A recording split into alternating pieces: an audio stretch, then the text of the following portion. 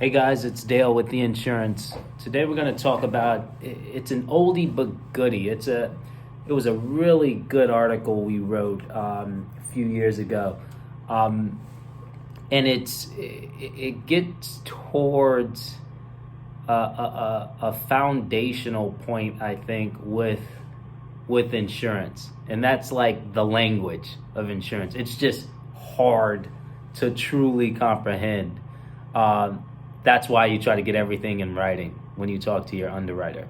The title of this article is "Which is Better, Homeowners Insurance, All Risk or Named Peril?" Right? And obviously the title is pretty specific, but it comes down to misinterpretation, right? When you're trying to decide which one's better for me, and this is for any insurance, right?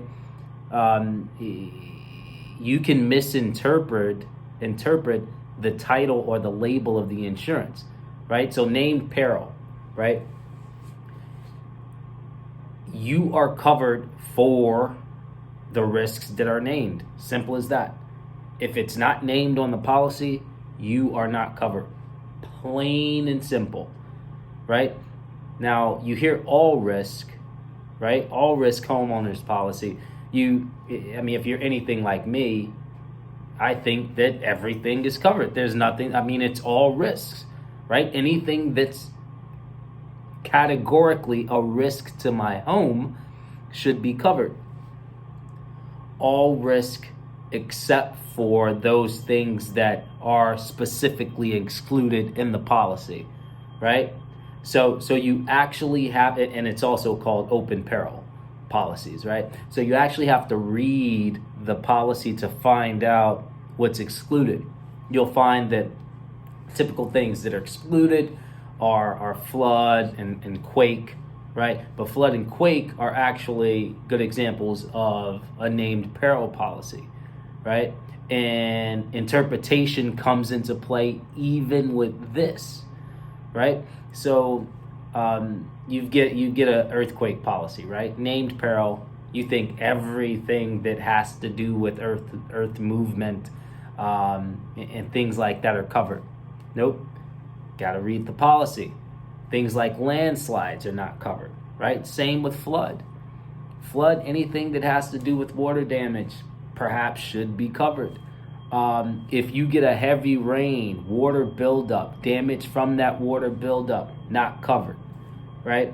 So the underlying theme is not to assume that you know what's covered, and to actually go into the document, go into your policy, read it, and if there's still a gray area or ambiguity before you purchase that policy or assume it's covered, go ahead and either get on the phone. Well, even if you get on the phone with your underwriter, make sure you receive his answer, confirmation that it is covered or is not, in writing, right? So you have kind of a trail to support your thought process if there ever was a claim, right? So each situation is different for you versus the title of the article, which one's better, named peril or all risk. And to be honest, you should probably have both. If you have a mortgage, you definitely have all risk, because it's not just your home.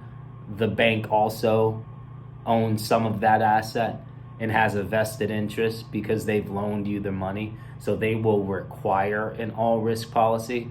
But even if you are in, let's call it not a flood zone, right? Or the area you're in hasn't had an earthquake in years, you probably should still have a named peril policy, especially flood, because there are things outside of flood or outside of earth movement that could be excluded from your all risk policy, but is included in some of these named peril policies. And also the named peril, if there's a specific peril, you do have the option sometimes with some carriers to get that coverage incorporated into your all risk policy through endorsement. I think the big lesson from the article is don't misinterpret the language or the title of the insurance. Read it, call your underwriter, get their response in writing, so that you're rock solid on what's covered. And in terms of what's better, name, peril, all risk, I think both are to get both, or we think you should have both. Hopefully this was helpful. Thanks for stopping by, guys. We'll chat next week.